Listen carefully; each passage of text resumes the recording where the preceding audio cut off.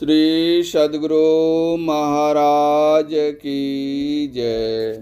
प्रातः स्मरणीय अनंत श्री उषित परमाराध्य संत सद्गुरु महर्षि मही परमहंस जी महाराज के आशीर्वचन एवं सार उपदेश। प्राण पुरुष आगे चले सोई बखाना हो। प्यारे लोगों, जैसे बाहर संसार में अंधकार हो या प्रकाश हो, सब जगह शब्द होता है, उसी तरह अपने अंदर अंधकार और प्रकाश दोनों में शब्द होता है। संतों की साधना में प्रकाश और शब्द की बड़ी महिमा है। अंदर साधना में मानस जप और मानस ध्यान के बाद दृष्टि साधन की क्रिया होती है तथा उसके बाद सूरज शब्द योग की।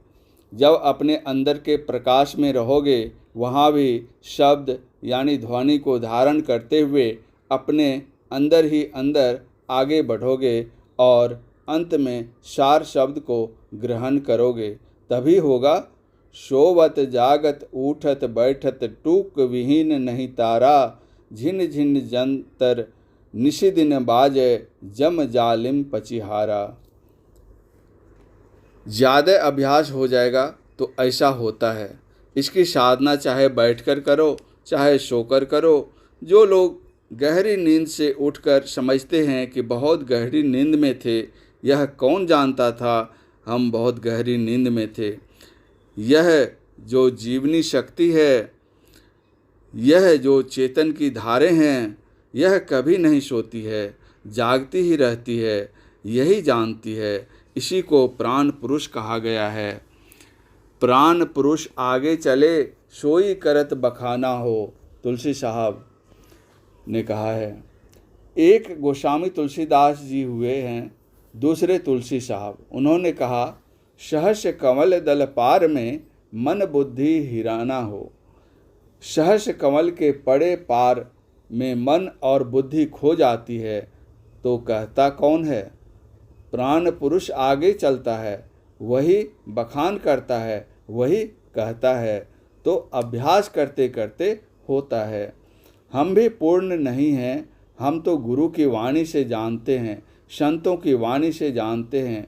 हाँ, थोड़ा थोड़ा अभ्यास करते हैं। यह जन्म जन्म का काम है। यह एक ऐसा है कि जब एक बार इसको कोई पकड़ लेता है तो जब तक उसको मोक्ष नहीं हो जाए तब तक वह इसी रास्ते में बढ़ता हुआ चला जाएगा और बढ़ते बढ़ते आखिर में निर्वाण या परम पद को प्राप्त करेगा। मोटी बात यह है, लड़कपन से ही ऐसी शिक्षा चाहिए जिस शिक्षा से मोक्ष की ओर, परमार्थ की ओर भी आदमी बढ़े और संसार में कमाकर खाने के लिए भी बढ़े।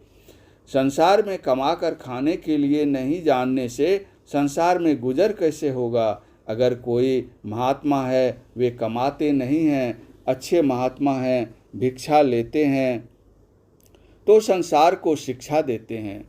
उनके काम में योग है, वे संसार को शिक्षा देते हैं। जो संसार को शिक्षा देने में असमर्थ है और भिक्षा लेने में समर्थ, यह कैसे हो सकता है?